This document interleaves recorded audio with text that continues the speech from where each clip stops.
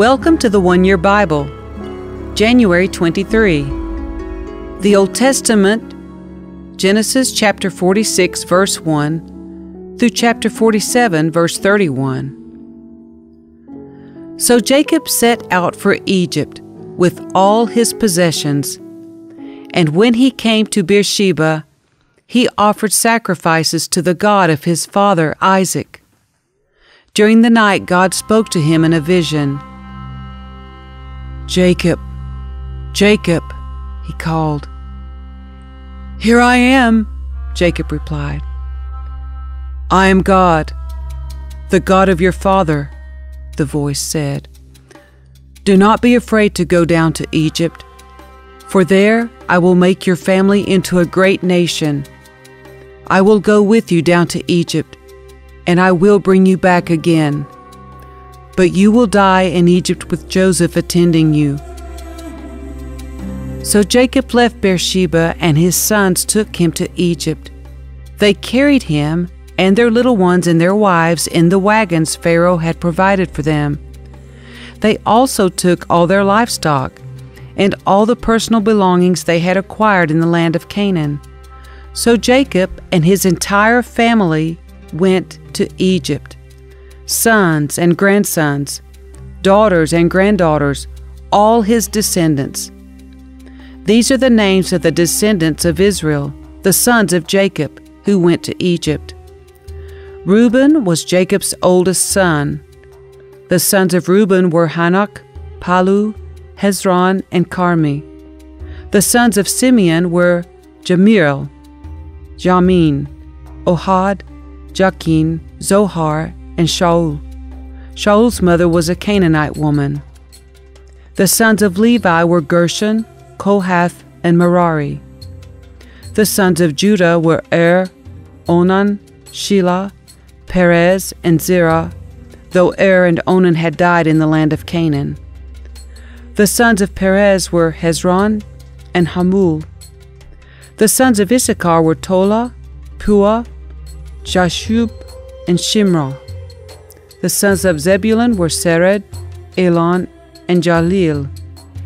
These were the sons of Leah and Jacob, who were born in Padan Aram in addition to their daughter Dinah. The number of Jacob's descendants, male and female through Leah, was 33. The sons of Gad were Zephon, Hagi, Shuni, Esbon, Ari, Arodi, and Areli. The sons of Asher were Imnah, Ishva, Ishvi, and Beriah. Their sister was Sirah. Beriah's sons were Heber and Malkiel. These were the sons of Zilpah, the servant given to Leah by her father Laban. The number of Jacob's descendants through Zilpah was 16. The sons of Jacob's wife Rachel were Joseph and Benjamin. Joseph's sons, born in the land of Egypt, were Manasseh and Ephraim. Their mother was Asenath, daughter of Potipherah, the priest of On. Benjamin's sons were Bilhah, Becher, Ashbel, Gera, Naaman, Ahi, Rosh, Mupim, Hupim, and Ard. These were the sons of Rachel and Jacob. The number of Jacob's descendants through Rachel was 14. The son of Dan was Hushim. The sons of Naphtali were Jahzeel, Guni, Jezer, and Shilem.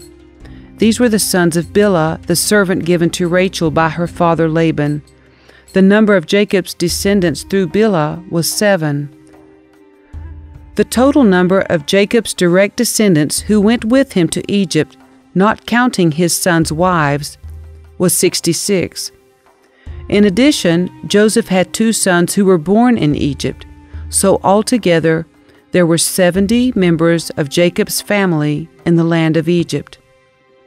As they neared their destination, Jacob sent Judah ahead to meet Joseph and get directions to the region of Goshen. And when they finally arrived there, Joseph prepared his chariot and traveled to Goshen to meet his father Jacob.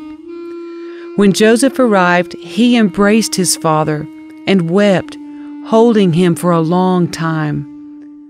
Finally, Jacob said to Joseph, "Now I am ready to die, since I have seen your face again, and know you are still alive."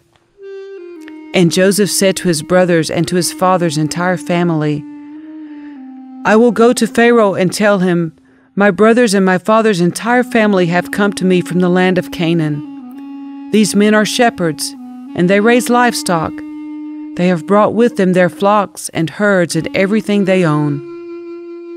Then he said, "When Pharaoh calls for you and asks you about your occupation, you must tell him, 'We, your servants, have raised livestock all our lives, as our ancestors have always done.' When you tell him this, he will let you live here in the region of Goshen, for the Egyptians despise shepherds." Then Joseph went to see Pharaoh and told him, "My father and my brothers have arrived from the land of Canaan. They have come with all their flocks and herds and possessions, and they are now in the region of Goshen." Joseph took 5 of his brothers with him and presented them to Pharaoh, and Pharaoh asked the brothers, "What is your occupation?" They replied, "We, your servants, are shepherds, just like our ancestors. We have come to live here in Egypt for a while, for there is no pasture for our flocks in Canaan. The famine is very severe there, so please, we request permission to live in the region of Goshen." Then Pharaoh said to Joseph, "Now that your father and brothers have joined you here, choose any place in the entire land of Egypt for them to live. Give them the best land of Egypt. Let them live in the region of Goshen, and if any of them have special skills, put them in charge of my livestock too." Then Joseph brought in his father, Jacob, and presented him to Pharaoh. And Jacob blessed Pharaoh. "How old are you?" Pharaoh asked him. Jacob replied, "I have traveled this earth for 130 hard years, but my life has been short compared to the lives of my ancestors." Then Jacob blessed Pharaoh again before leaving his court.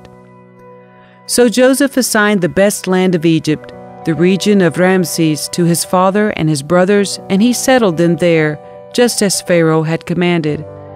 And Joseph provided food for his father and his brothers in amounts appropriate to the number of their dependents, including the smallest children. Meanwhile, the famine became so severe that all the food was used up, and people were starving throughout the lands of Egypt and Canaan. By selling grain to the people, Joseph eventually collected all the money in Egypt and Canaan, and he put the money in Pharaoh's treasury. When the people of Egypt and Canaan ran out of money, all the Egyptians came to Joseph. "Our money is gone," they cried, "but please give us food or we will die before your very eyes." Joseph replied, "Since your money is gone, bring me your livestock. I will give you food in exchange for your livestock." So they brought their livestock to Joseph in exchange for food. In exchange for their horses, flocks of sheep and goats, herds of cattle and donkeys, Joseph provided them with food for another year. But that year ended, and the next year they came again and said, "We cannot hide the truth from you, my lord. Our money is gone, and all our livestock and cattle are yours. We have nothing left to give but our bodies and our land. Why should we die before your very eyes? Buy us and our land in exchange for food. We offer our land and ourselves as slaves for Pharaoh. Just give us grain so we may live and not die, and so the land does not become empty and desolate." So Joseph bought all the land of Egypt for Pharaoh. All the Egyptians sold him their fields because the famine was so severe, and soon all the land belonged to Pharaoh. As for the people, he made them all slaves, from one end of Egypt to the other. The only land he did not buy was the land belonging to the priests. They received an allotment of food directly from Pharaoh, so they didn't need to sell their land. Then Joseph said to the people, "Look, today I have bought you and your land for Pharaoh. I will provide you with seed so you can plant the fields. Then when you harvest it, 1/5 of your crop will belong to Pharaoh. You may keep the remaining 4/5 as seed for your fields and as food for you, your households, and your little ones." "You have saved our lives," they exclaimed. "May it please you, my lord, to let us be Pharaoh's servants." Joseph then issued a decree still in effect in the land of Egypt that Pharaoh should receive 1/5 of all the crops grown on his land. Only the land belonging to the priests was not given to Pharaoh. Meanwhile, the people of Israel settled in the region of Goshen in Egypt. There they acquired property, and they were fruitful, and their populations grew rapidly. Jacob lived for 17 years after his arrival in Egypt, so he lived 147 years in all. As the time of his death drew near, Jacob called for his son Joseph and said to him, "Please do me this favor. Put your hand under my thigh and swear that you will treat me with unfailing love by honoring this last request. Do not bury me in Egypt. When I die, please take my body out of Egypt and bury me with my ancestors." So Joseph promised, "I will do as you ask." "Swear that you will do it," Jacob insisted. So Joseph gave his oath, and Jacob bowed humbly at the head of his bed.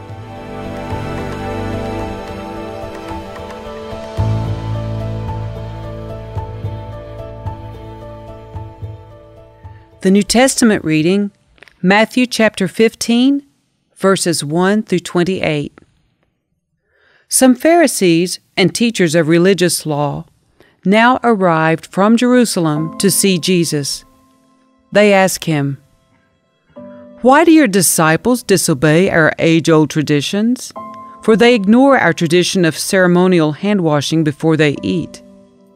Jesus replied, "And why do you, by your traditions, violate the direct commandments of God?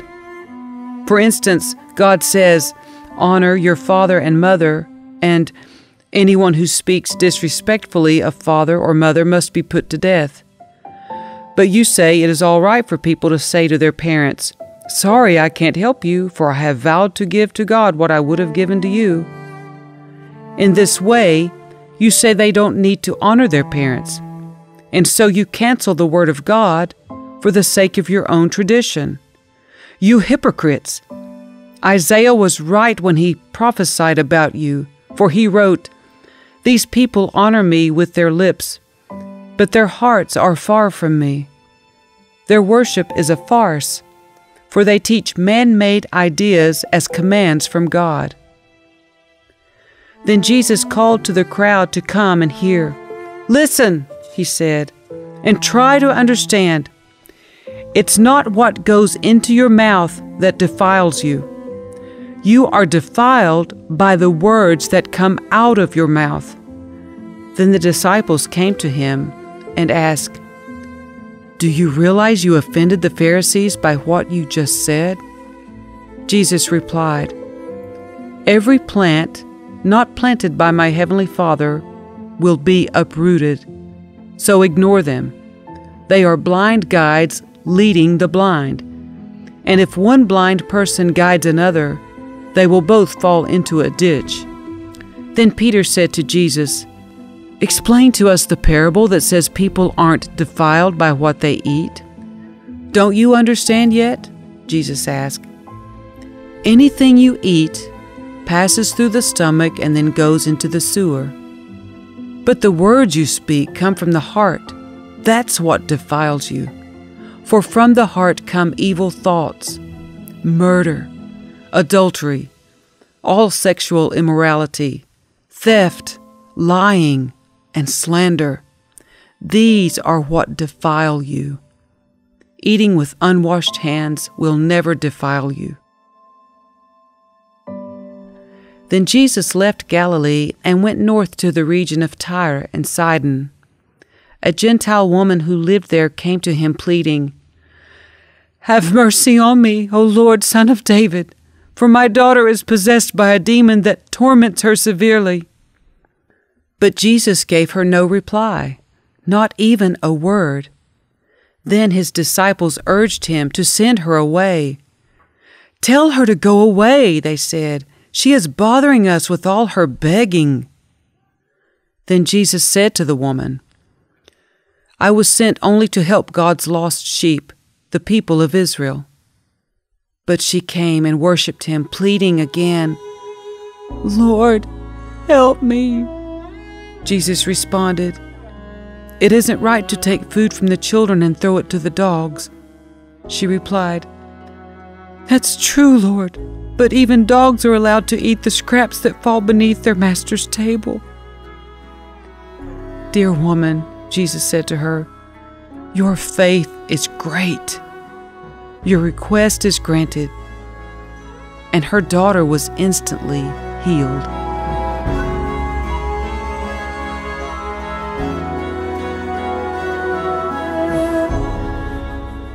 Psalm 19, verses 1 through 14. The heavens proclaim the glory of God. The skies display his craftsmanship. Day after day they continue to speak. Night after night they make him known. They speak without a sound or word. Their voice is never heard. Yet their message has gone throughout the earth, and their words to all the world.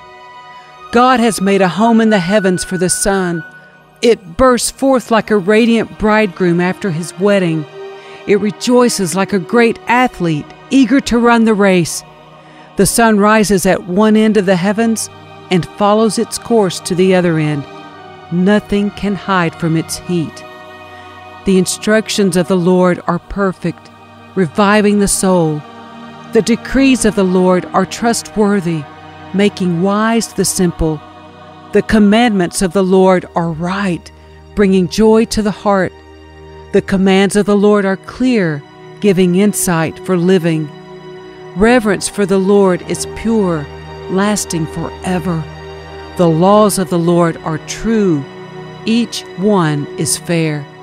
They are more desirable than gold, even the finest gold. They are sweeter than honey, even honey dripping from the comb. They are a warning to your servant, a great reward for those who obey them. How can I know all the sins lurking in my heart? Cleanse me from these hidden faults. Keep your servant from deliberate sins. Don't let them control me. Then I will be free of guilt and innocent of great sin. May the words of my mouth and the meditation of my heart be pleasing to you, O Lord, my rock and my redeemer.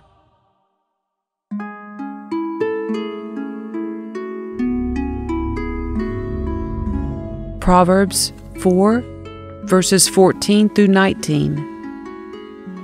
Don't do as the wicked do, and don't follow the path of evildoers. Don't even think about it. Don't go that way. Turn away and keep moving. For evil people can't sleep until they've done their evil deed for the day. They can't rest until they've caused someone to stumble. They eat the food of wickedness and drink the wine of violence. The way of the righteous is like the first gleam of dawn, which shines ever brighter until the full light of day. But the way of the wicked is like total darkness. They have no idea what they are stumbling over.